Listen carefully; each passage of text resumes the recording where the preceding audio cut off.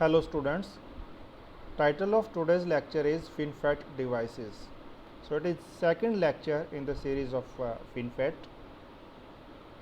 Let's revise in brief what we have learned so far. So we are discussing that if we reduce the dimensions of MOSFET devices, then we get many advantages. For example, on the same chip it is possible to get more transistors because we have small size transistors now, and this reduction in size also improves the performance of the system. For example, it makes our computers more fast. But when we reduce the dimensions, we get many kind of problems into the devices. So the major problem which occurs into the devices, into the MOSFET devices on reduction their size is short channel effects. And because of these short channel effects, what happens? We lose the control of gate voltage on the channel conductance. It means there is a strong need to improve the coupling of the gate to the channel, so that gate again become effective in controlling the channel conductance. And in other words, we can say that we should increase the uh, gate capacitance as compared to the drain capacitance. And how we can achieve it? What is the solution? The solution is to have a multiple gate MOSFET structure. So in earlier lectures we have seen that if we apply this kind of multiple gate, means gate from the multiple sides of the channel, so that way we can control the conductance of channel in more effective way. Okay, so this slide also you have seen in the earlier lectures. So this first one is the conventional MOSFET structure, where there is a plain strip, this plain strip of semiconductor material, and it is separated from the gate with the help of this gate dielectric, and the voltage on the gate controls the conductance of this semiconductor strip. So if there is a second gate or bottom gate, that can be applied on the bottom side of this, and that way we can have a two gate structure. This structure, the second structure, is a vertical transistor structure, and it is FinFET. So you can see here the gate surrounds this semiconductor strip. This is vertical strip, and the gate surrounds from the multiple sides. So that way we have channel formation on this side as well as on this side, because the gate is on the both sides of the this semiconductor strip. So the advantage of this kind of design is that it occupies less lateral area, less horizontal area on the silicon chip as compared to this conventional design. And because of this, the FinFET is more preferred structure, and it avoids most of the short channel effects which are present into the device. So in the last lecture we have seen that the FinFETs can be classified depending on different criteria. The one criteria is on the basis of gate design. So FinFET can be of two types on the basis of gate design. It can be a die-gate structure or tri-gate structure. On the basis of number of gates, again it is classified into two categories: shorted gate FinFET and independent gate FinFET. And on the basis of substrates, again two types: bulk FinFET and SOI FinFET. So this part we already have covered. So in today's lecture we are going to cover these two kind of classifications on the basis of number of gates and on the basis of substrates. Now let's start. First we will discuss shorted gate FinFET versus independent gate FinFET. So this classification is, you can say, on the basis of gates which are available to us in case of FinFET device. So shorted gate FinFET and independent gate FinFET, these two structures are shown here. So this first one is shorted gate structure. So here what happens, the gate is on the left side, gate is on the right side, and these two gates are connected together on the top. This particular part you can see here, again there is a semiconductor oxide and this metal gate, but since the thickness of this oxide on the top is large as compared to thickness of the oxide on the sides, so that's why this portion of the gate is less effective in controlling the channel conductance. So that's why we normally say that The gate is on the left side and on the right side only. But you see, these two gates, they are shorted together from this top side, right? And in the case of independent gate structure, you can see here no such connection between the left gate and right gate exists. Now let's discuss these two structures in little more detail. So first we will talk about the shorted gate FinFET. So shorted gate FinFETs are 3 terminal devices. One terminal is source, this is one terminal, second terminal is drain, and third terminal is gate. So gate is third terminal, right? So that way it is a 3 terminal structure, and front gate and back gate, they are physically connected, that is shorted. You have seen it here in the diagram. Now the electrostatics of the channel is controlled by both gates together. It means we apply a single gate voltage, and that gate voltage is applied to both gate 1 and gate 2 simultaneously, because they are shorted together from this top side. Now this shorted gate FinFET, they have higher on current and higher off current as compared to independent gate FinFET. So this may be seen as a limitation, because off current is higher, right? So that we have to avoid. The off current should be as small as possible in the device, and preferably it should be 0. Now let's talk about the independent gate FinFET. The structure is shown here. These two gates are independent from each other because they are not connected from the top side. They are not shorted together.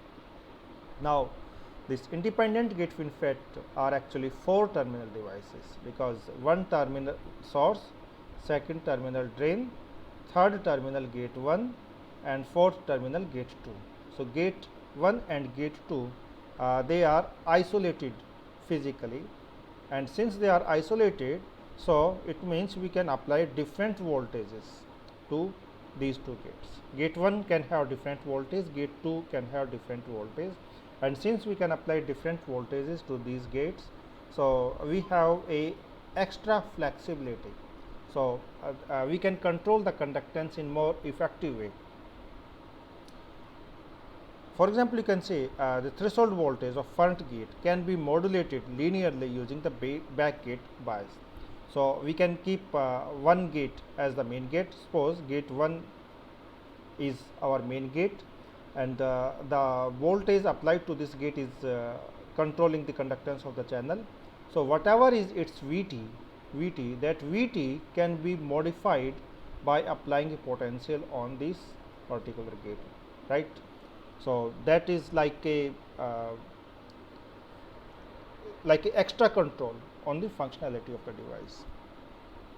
Now the main drawback of independent gate FinFET is that they need more surface area, because we have to fabricate 2 separate gate terminals.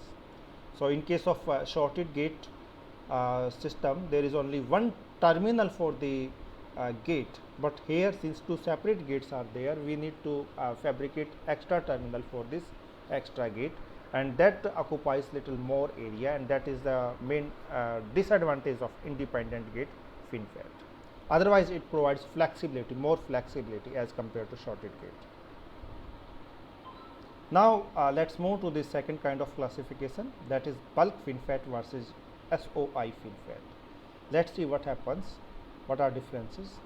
So you can see these two structures. This first one is bulk FinFET. So here you can see this particular fin, this fin, let's make it black, red. This fin that is connected to this silicon substrate. This fin is of silicon material, and the substrate is also of silicon material. So you can see your fin is in touch with the substrate, right? So it is known as bulk FinFET, because the substrate is your bulk material. Fin is connected to your bulk because they are of same material. But if you talk about SOI, silicon on insulator FinFET, here you see your substrate of course is silicon, but your fin, which is the active part or the main part of the device, that fin is separated from the substrate with the help of this buried oxide. So, the device is here and substrate is here, and substrate and actual device, they are you can say electrically isolated from each other. So, what kind of advantages we get because of these, that we will see in the coming slides. Now, first let us talk about the bulk FinFET. So, the main thing is that, so here since it is same material, this fin and the silicon, they are same material, or you can say they are part of same material. So, the fabrication process is easy, as the number of steps which are used in the fabrication, they are less, and because of this they are less costly also. The main issue with these kind of structure is that it becomes sometimes difficult to control the performance parameter, because the channel may have impurities. So, the channel actually is part of your substrate. So, we are patterning the substrate. You will see in the fabrication steps that actually we start with silicon substrate, then we pattern fin into the silicon substrate itself. So, if there are any impurities into the silicon substrate, those impurities become part of this fin, and because of the presence of these kind of impurities, it becomes controlled it becomes difficult to control many performance parameters of the device. Another problem with this kind of structure is that they consume little higher power, and the leakage current is also high as compared to SOI FinFET, because many sub-threshold, or you can say sub-fin leakages are present into the device. Sub-fin means just below the fin, through the substrate, some leakage current possibilities exist between drain and source region. Another issue with this kind of structure is that the isolation of devices, or you can say even the isolation of different fins, that have to be done separately. Means if there is a device here in the neighborhood that also have a fin, so fin of that device and fin of that this particular device, they are connected together through the substrate portion.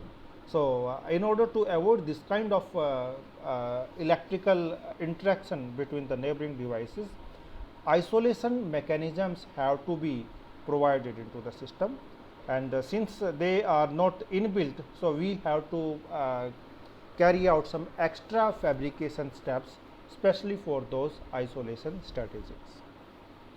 So, if we go to the SOI FinFET, you can see here, so there is a buried oxide here, and because of the presence of this buried oxide, this fin is electrically isolated from the silicon substrate. It is not interacting. So, it is a totally independent structure which is not interacting either with the substrate or with the neighboring fins. So, that is why it is mentioned here that SOI provides isolation between adjacent devices. That is one good thing about these structures. And SOI provides better performance because they have better threshold voltage roll off. You know that we have learnt in case of short channel devices that when we bring drain and source together, then because of charge sharing and because of drain induced barrier lowering, there is change in the threshold voltage. So, that kind of problem is not present in case of SOI FinFETs. They have low leakage current, as SOI substrates eliminates sub-fin leakage currents. So, you know that in conventional devices also, so there is subsurface leakage current because the depletion region of one side extends and it touches the depletion region of other side below the channel, right, and that kind of interaction occurs within the substrate. But here, since this fin is isolated from the substrate, so that kind of sub fin leakage current does not exist in case of SOI FinFETs.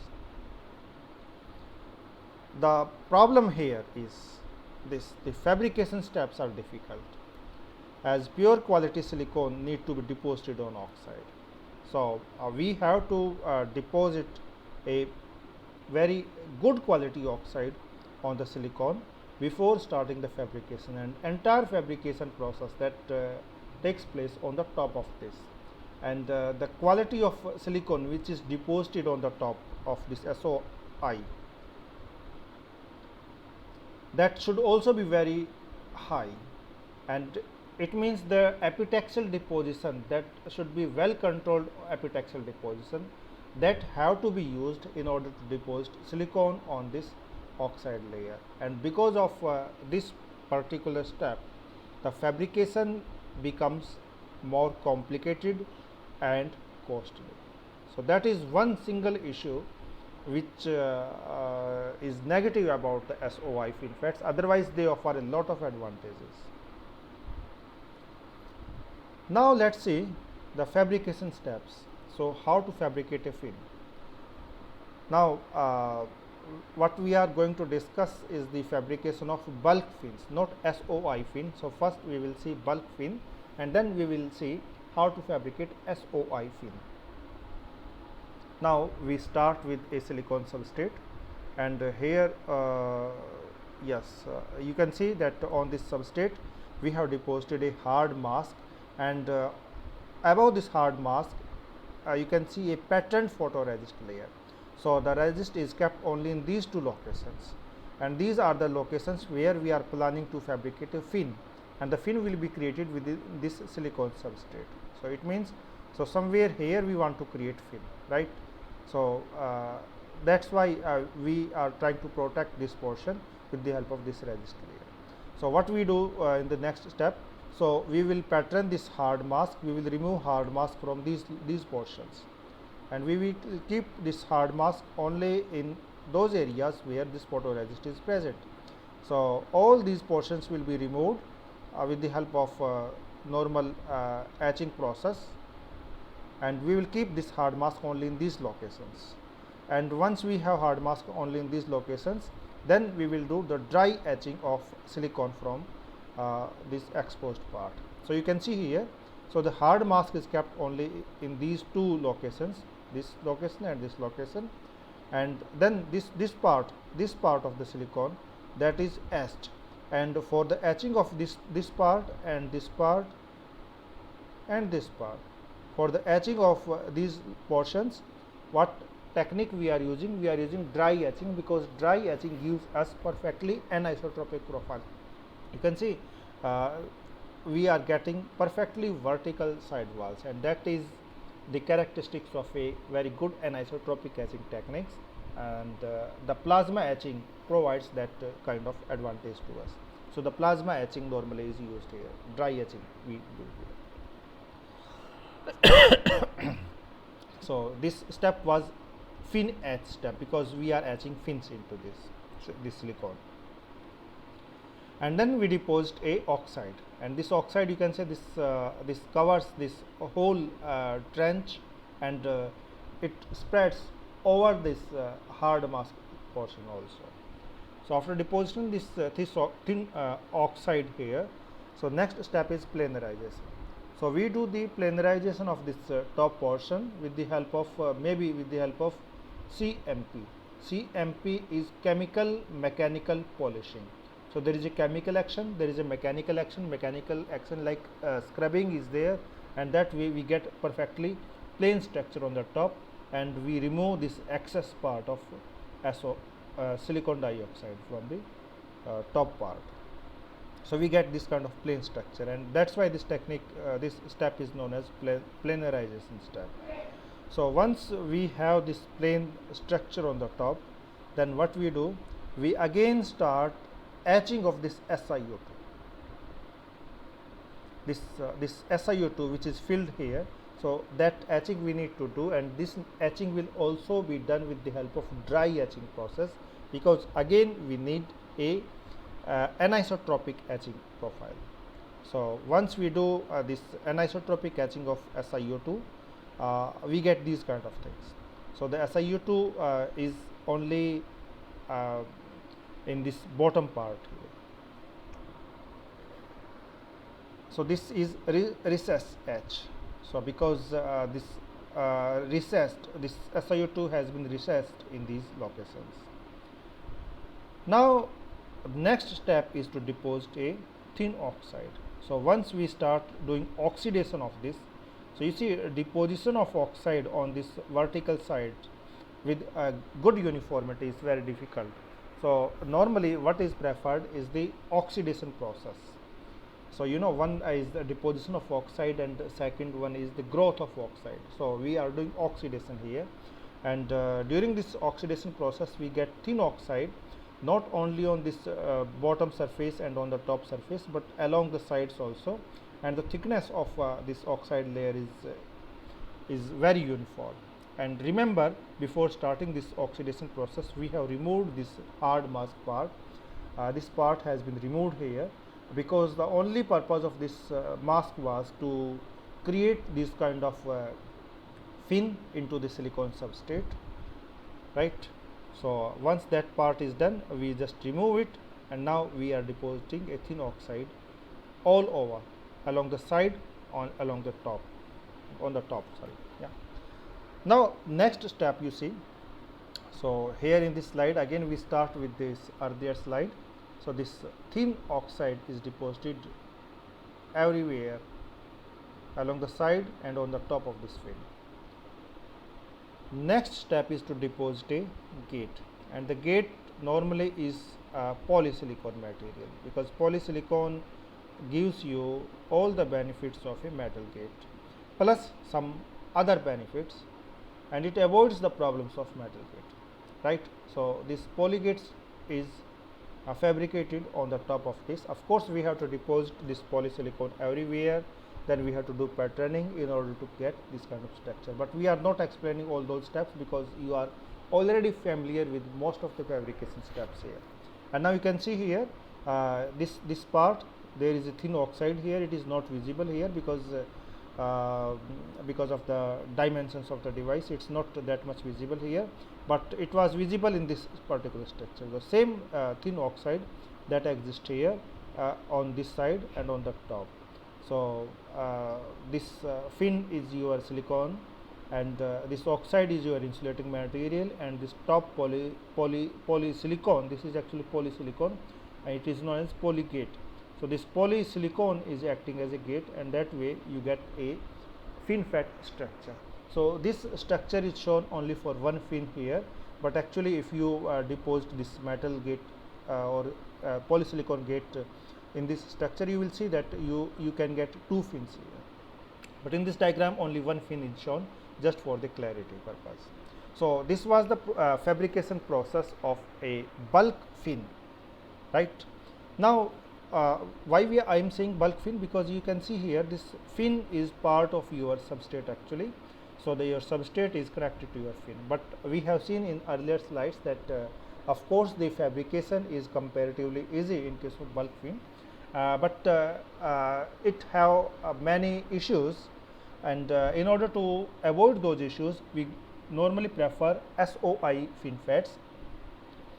And SOI FinFET have a oxide layer on the top of substrate, and on that oxide there is a highly pure quality silicon deposited, and the FinFET is fabricated into that top highly pure silicon thin layer. The fabrication process is little complicated.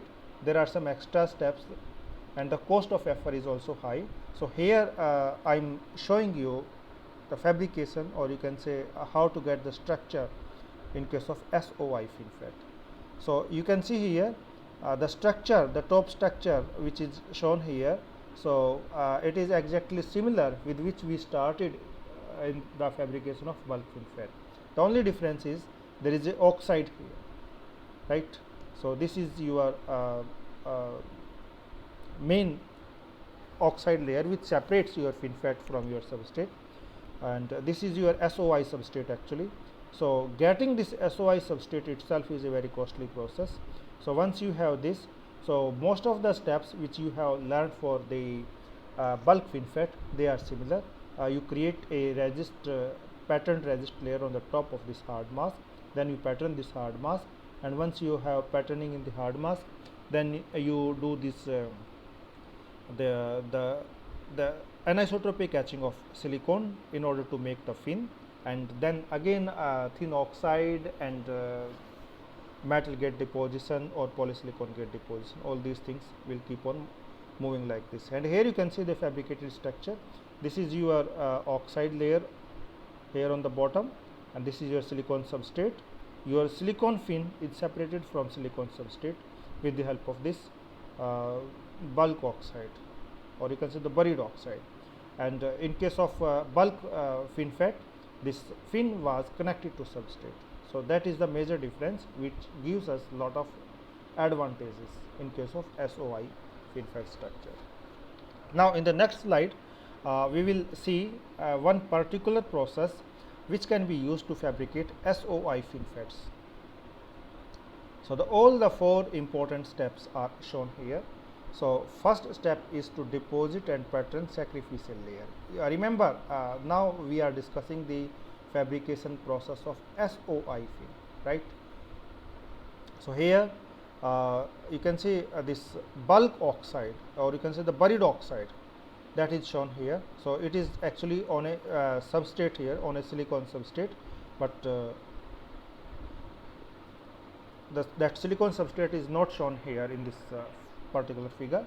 So this buried oxide is shown. On this buried oxide there is silicon, and now the patterning will be done into this silicon, or you can say the fins will be created in this particular layer of silicon. This is your silicon, right? So for the patterning, this a sacrificial layer is patterned on the top of this. Sacrificial layer means once the fabrication process is over, this layer will be removed. So first this layer of suitable material was deposited everywhere on the top surface, and then it was patterned with the help of photolithography. Now second step is to deposit a mask layer, maybe SiO2 or silicon nitride. So this, suppose this is silicon dioxide. Silicon dioxide is deposited like this. So it is not growth, it is deposition, right? Because sacrificial layer may be of any material, and it's not possible to grow material here. So that's why we have to deposit SiO2 or silicon nitride. Then etch back this mask layer to form spacers.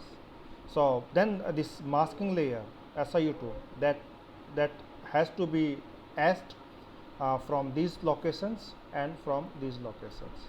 From the flat portion only this oxide will be removed, and the oxide which is here on the sides, that this oxide and this oxide, these locations here the oxide will be maintained. And once we have these kind of things, then this sacrificial layer, this particular sacrificial layer, that has to be removed using some process. So we have to see which material we are using as a sacrificial layer, and according to that we have to select the process for its removal. So remove the sacrificial layer and etch SiO layer to form the fins. So once you have these spacers protected here, because we are removing this sacrificial layer, then we have to do the etching of silicon. And remember, this etching is also highly anisotropic etching. So what will happen during this etching? So this part of SOI that will be removed, and this part of SOI will also be removed. And since this spacer layer also have been removed, so this part is also exposed, this part.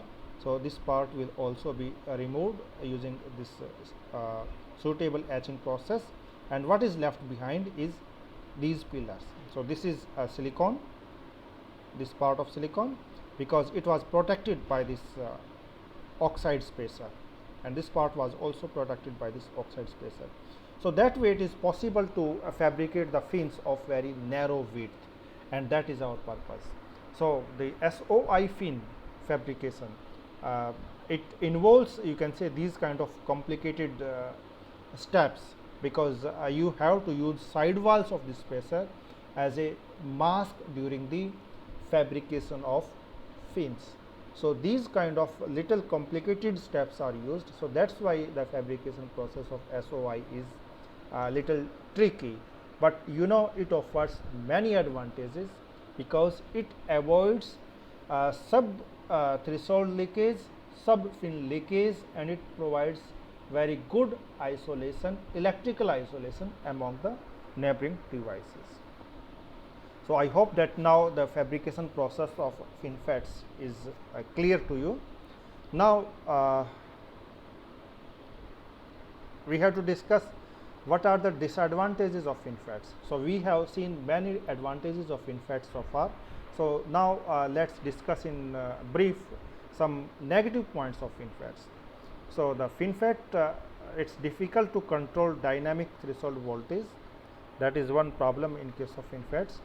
And another problem is that quantized device width. So you have seen in the earlier lecture that the width of FinFET. So the width of FinFET is actually multiple of the fin height, right? So H is fin height, N is number of fins, and W is the width of the channel. So that issue is there. So the width is always a multiple of fin height. So it is known as the quantized device width. So it is impossible to make fractions of fin, whereby designers can only specify the device dimensions in multiple of whole fin. So designer can specify width only in term of some multiple of whole fin. So that is one, you can say, disadvantage. You cannot have any width, any value of width. Because of its 3D profile, you know, you have seen that it is a 3D structure. So it have high parasitics, some unwanted effects. The capacitances which are present in the device, they are also high. And another major problem is the corner effect. Actually, electric field at the corners is always amplified compared to the electric field at the sidewall. So that is one issue. At the corner, you see, it's the gate is surrounding from the two sides or three sides, and because of this, the channel formation occurs not only along these flat portions, but at the corners also. And at the corners, the field is actually amplified. It becomes very strong. So that way, we see that some complexities are there in order to calculate the current, actual current into the device. So this effect is corner effect, and there are many ways of minimizing this kind of corner effect into the FinFETs. One is the use of nitrate layers, and these kind of problems and their solutions we will discuss in some other lecture. The fabrication cost. So as compared to the conventional field effect transistors, they have little more complicated structures, and number of steps are more. So that's why the cost of fabrication is higher in case of FinFET as compared to the conventional MOSFET devices. Now, what is the future of FinFET devices? That is very important to understand. Now, FinFET actually they are offering a lot of advantages these days, but beyond 5 nanometer they will no longer be useful, as it will not have enough electrostatic control, requiring new architectures for the transistors. So beyond 5 nanometer they will not provide us enough electrostatic control. Means again the same problem which were occurring in the conventional devices earlier, that will start, because dimensions again they have been reduced to such a limit that again gate starts losing its control on the channel, and it means we need new architectures, new structures. However, as technology node advances, some companies may decide for economic reasons to stay with the same node for longer time. Many companies, they can decide that instead of reducing the dimensions, stay with these dimensions, but that decision will be based only purely on the economics. but if you want to go for technological advancements, then you have to reduce the dimensions and you have to find the solutions.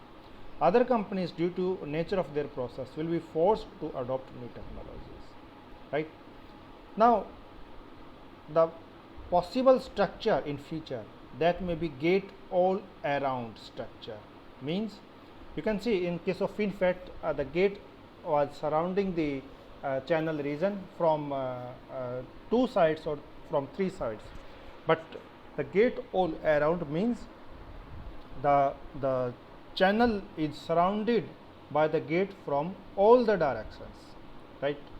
Top, bottom, left, right, all the directions. So that way it is possible to control the conductance even at the low dimensions.